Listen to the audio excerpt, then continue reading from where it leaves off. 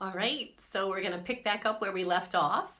We are talking about our diversity and inclusion goals. And remember, in the last video, I very specifically said that this doesn't mean we're going to talk about all the black people and how to include all the black people, but we're going to talk about the white people too. So I'm going to pick back up where I left off. And what I want to do first is actually read a little bit from the rubric from general education requirements for diversity and inclusion, because I want to make sure that it's clear to you that these terms we're using, these concepts that we're going over, are literally a big part of our work together. So, I'm not kind of just pulling these out of a hat because it's my pet project.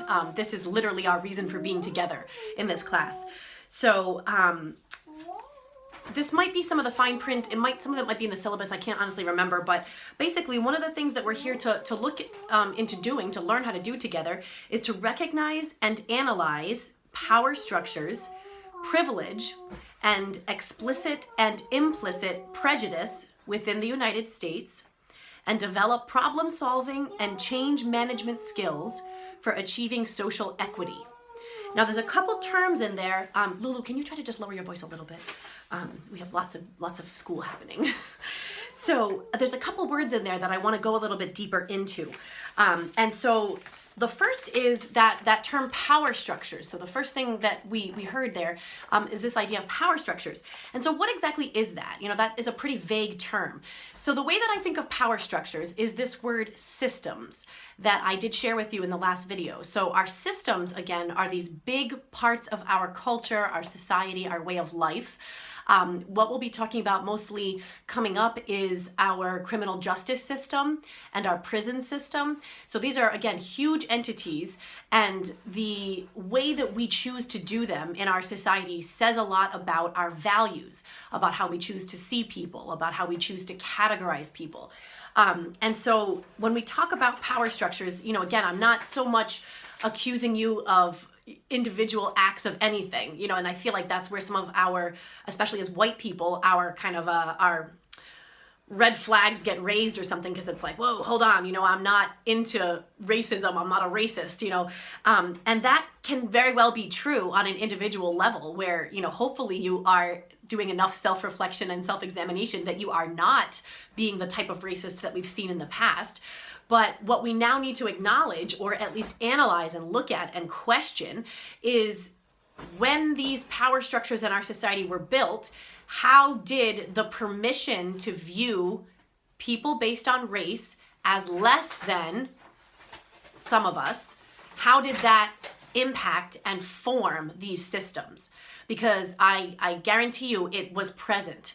And it had a lot of impact on how these systems were created, how they were put together. Now, the other thing in the mix, this is a very complex thing, so we're really just kind of peeling back these different layers now. But the other thing in the mix was this word prejudice that we heard in that diversity and inclusion language. So examining our prejudices. This is also a word that often feels like we're attacking with, because we don't think of ourselves as prejudiced, right? We try not to be prejudiced. And you probably do a pretty good job of noticing overt prejudice, where, sometimes it's just very obvious that somebody is that kind of old type of racist, maybe in comments they make or in words they use. And so, often that draws our condemnation, and rightly so. Another word that we might more commonly use is the word bias. So, we might not feel like we have a lot of prejudice, but we definitely have bias. And so I've actually tried to normalize that word for us in this class. I've talked a lot about that sunglasses analogy, where putting on different types of glasses is like putting on a different perspective. And honestly, putting on a different bias, right? So if I look through the glasses of black people are here to serve me, what's that going to tell me about how I look at prison or how I look at the courts, right? If I look through the glasses of everybody is created equal, how is that going to inform my beliefs about what the criminal justice system should do, how it should treat people? So when we talk about our biases, we're not talking about something bad. They can lead to very bad beliefs and actions, but just having a bias is very natural, right? It's like I've said this multiple times, we really can't escape having those types of preferences as humans. But what we want to get a lot more aware of, or looking at the nuance of, is what we might call conscious bias versus unconscious bias. And so conscious bias is something that you're aware of. That's more in line with the kind of the negative connotation of prejudice. Conscious bias is when you sort of know you're doing something inflammatory. And the more overt acts of racism that we've seen in the last few years have been good examples of that, of people who sort of knowingly continue to propagate racist beliefs. So that's not really what we're trying to address here, because I know that you and I are probably a little bit beyond that. Many of those, more overt acts of racism really are coupled with lack of education, lack of access to education. So, you've made it this far, you're in higher ed. Chances are you've been through a lot of diversity and inclusion training already. So, you're not starting necessarily from a place of conscious bias, but what we all have, and this is true for us regardless of our race. So no matter what our skin tone is, we all have unconscious bias. And this is partly due to the fact that we live in systems. So we live embedded in a way of life, and in an educational system, in a spiritual life system, in a power system. Our form of government is a system that gives us very big categories of belief about this is good and this is bad. So everybody has unconscious bias. And so what we're going to be examining as we look at these bigger questions about systems is how are our unconscious bias, how is that factoring in to what we see as normal? So I also want to emphasize this by way of saying, we're not necessarily responsible for having unconscious bias. We are responsible for analyzing it and unpacking it and really trying to ask ourselves hard questions. But the fact that we're starting from that place of having unconscious bias is unavoidable. There's no way we couldn't pick that up living in our culture, living in our world. And it's happening to every human, so it's, again, join the club, right? Okay, so the other word that I want to talk a little bit about is the language that we heard was social equity. I've used the term racial equity, and I really want to be clear about what equity is that makes it so important. So, oopsie, you're right there. So, we've probably heard the word equality more so than we've heard the word equity.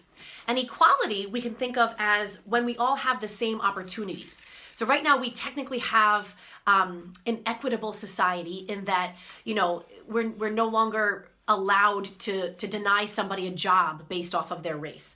We're no longer allowed to deny, I don't need you to show that book right now, but thank you. You can read it if you want. We're no longer allowed to, deny somebody housing over their race or their gender or their sexual orientation. But we do not have the same outcomes. So talking about systems, one of the things that we're going to look at is how the outcomes in our systems are actually extraordinarily predictable based on our race. And how there are these huge trends.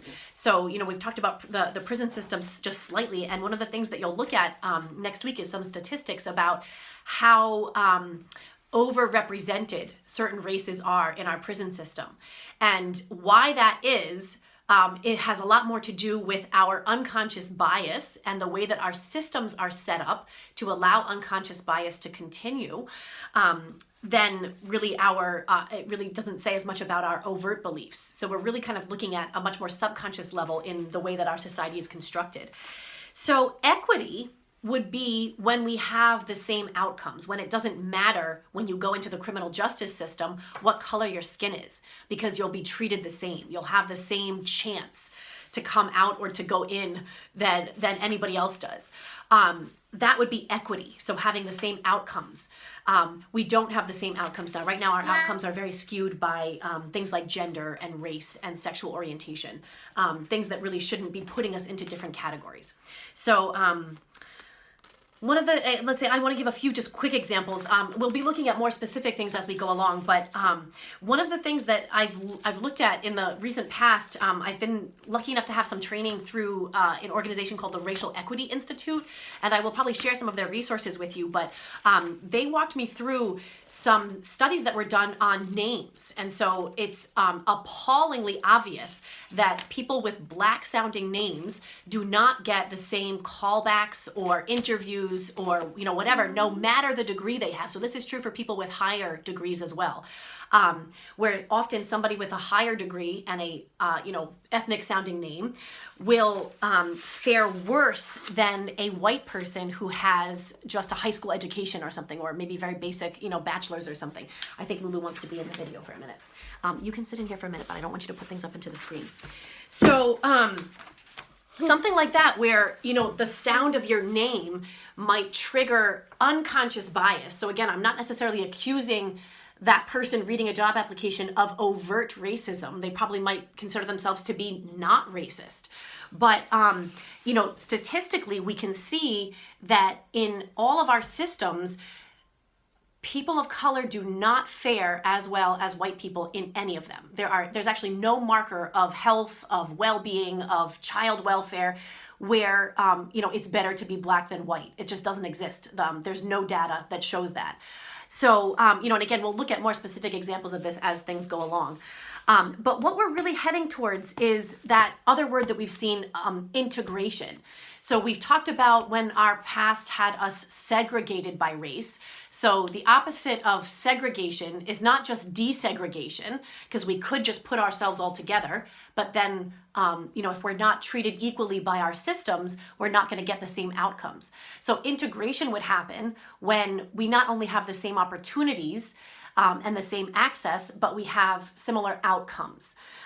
So the next thing I want to get into a little bit is that big word. Let's see, I know I had it written out. This is another one that's a real trigger point for a lot of us. Privilege. So, you've probably heard white privilege. Now, I want to talk about this a little bit more in depth because, again, it's one of the things that can sometimes turn us off to discussions about race because, again, it's, what am I being accused of? And this is, again, coming more from my perspective as a white person. And so this is speaking more to the white people here. And, again, this is a hard conversation for us to have. So, I'm trying to pick my words. I'm trying to pick my concepts very carefully. But I also need to own that I cannot see this as anything other than a white woman. And I can learn about other perspectives. I can listen to other perspectives, and I should be doing that. But, again, I am coming at it from a place of actually having experienced an enormous amount of privilege. And so that's always going to shape my lens. That's always going to remove things from my vision that might be very present for you. So, I know that's there. And, again, I've just kind of am trusting that we have enough understanding of each other and now as people searching for truth that we can have this conversation. So, I want to tell you, I do consider myself a straight up poster child for white privilege, as is probably this kid right here too. So making some funny faces. Now, that being the case, so I'm straight up white privilege, but I also feel like I have worked enormously hard throughout my life to get where I am. At times where I was building my career, I was working an overnight job, I was working a morning job, and I was working a day job all at the same time. I have academically pushed myself very hard. I've worked for my shit. So I don't want to come at this discussion of privilege from a place of saying that, yes. All right, this is where I said you couldn't be talking to me while I'm filming. All right, so if you want to still sit here, that's fine. When this is over, maybe I can get ice cream. Maybe ice cream. That would probably be a good idea. I think that'll be good for all of us, right? Yeah. Okay, so you can have ice cream when this is over, definitely. But I just need you to be quiet for a few more minutes. So I want to tell you another story from my life about demonstrating, what privilege is like, because privilege is actually visible, or white privilege for me is visible in the things that I am not worried about, or the things that I am not experiencing. So this is one of the reasons why I asked you to think about how has race not impacted you. So one of the things that I want you to imagine, and this is purely hypothetical, imagine me home alone with my kids, right? There's no other adults in the house, and I am going to stand out on my porch and smoke weed. So just imagine that, right? Hypothetically, I'm home alone with my kids. It's just me and them. And I'm going to stand out on my porch and I'm going to openly, smoke weed. So if that were to happen, I would actually feel fairly confident that my neighbors are not going to call the police on me, or they're not going to call the child services on me and say, you really got to check on this lady because she's home alone with her kids and she's freaking doing drugs right there, That's just not going to happen. I'm not worried about that. I'll be right back, Mom. Okay, that sounds good. So, That's an example of my privilege, because I never even had to be concerned, or I never even had to consider the fact that somebody might think that that's irresponsible. So I want to, I want to just own something right here. I do have a medical marijuana card. And if we were to be going more into our special topics, one of my favorite ones to talk about is the legalization of drugs. But that'll be another story for another day. But no matter how confident I feel in making that decision, right? So I have, a legal right to do it. I'm allowed to do it, whatever. But I have no worry in doing that, because it never occurred to me that my neighbors might look at me and say, oh, she's a bad mom. Now, that's not the case for everybody, right? And there might be some people, probably darker than me, that might think twice before openly, as much as your porch is public, but it basically is, right? Who would openly smoke weed at home with their kids, Now, I'm not saying I do that, right? This is purely hypothetical, but you get where I'm going with this, I hope. Now, the other thing, let me find my notes again. I don't want to get off track. So this is why the other word I had on our last sheet was, instead of privilege, I have actually been taught to use this term relative advantage. And so what that's getting at is that some of us experience a relative advantage over other races. And this is something that we can see, again, most visible in our system. So it might not be as apparent in our individual lives. Well, for some of us it will be. Some of us it won't be. But when we talk about it in terms of the systems that we're in, it can become sometimes like shockingly clear. And so I'm hoping to share some of that with you as we look at these specific examples. Now, the other thing that I wanted to start with again was that, acknowledge that we all have had to struggle in our lives. So looking at a question of, have you experienced privilege? How much privilege have you experienced? It's not asking, has your life not been hard? Because we've actually all been victimized by social inequity or economic inequity, some of us more so than others. And we might feel the pain of that quite acutely. And that's not to say that that's not a bad thing also. So this is another, again, sometimes a kind of a trigger point that comes up for people. So acknowledging the privilege that we might enjoy because of our race does not mean that it negates other ways that life has harmed you. And those might be other things that deserve some ethical redress. So, remember that. But let's see, I was going to get into a whole other thing. I feel like that might be a tangent. What I'm going to do now is introduce what we're going to talk about. So the stuff I'm going to share with you to read is going to be about a story that happened in 2018. So this is a real life event. It's something that happened in Alabama to this woman. Her name is Shakisha Clemens. And what I'm going to share with you is a video of a night that she was arrested in a restaurant. After going out with some friends, she went for a late night snack at a Waffle House. And you'll read about the story, and I'm going to show you the video footage. I do want to say a little bit of a trigger warning, because what you're going to see is a fairly disturbing arrest. So no matter how you think whether the conduct of the officers was justified, whether the conduct of Shakisha Clemens herself was justified, we can disagree, we can talk about that, we can have different opinions about that, but nonetheless, it was definitely a disturbing event. The video of the arrest went viral. It's one of those events that kind of prompted a lot of protest, a lot of examination of what is happening in our criminal justice system and how we're treating people. But what I'm going to ask you to consider, first of all, is that it's definitely, it might hit some of us at a different place than others. So just know that going into it. You don't have to watch the video footage if you think it might be too much for you. It's not required for you to watch that. But what I'm also going to give you is a couple of different lenses. So we're going to look at two different articles that are written from two very different perspectives. So two very different lenses. One of them is coming from a website called Blue Lives Matters. That's going to take a little bit more of a perspective of the police officers. The other one is coming from a website called The Root that is primarily writing for people of color about the different social and racial equity issues that are very present in our country right now. So the way that this incident is described in each of those pieces is vastly different. There's very different language that's used, and this is something that when I teach writing, it's really good to actually look at very individual words. So in one account, the incident is called a kerfluffle, just like a kerfluffle. In another account, the incident is called an assault. So those are very different descriptions of the same event. So I want you to know it could be potentially disturbing. I also want you to know that part of what I'm asking you to examine in looking at this is that, I'm not going to necessarily tell you what the right interpretation on what happened is. You'll have to kind of decide for yourself in this array of ways we could interpret what happens to Shakisha Clemens that night.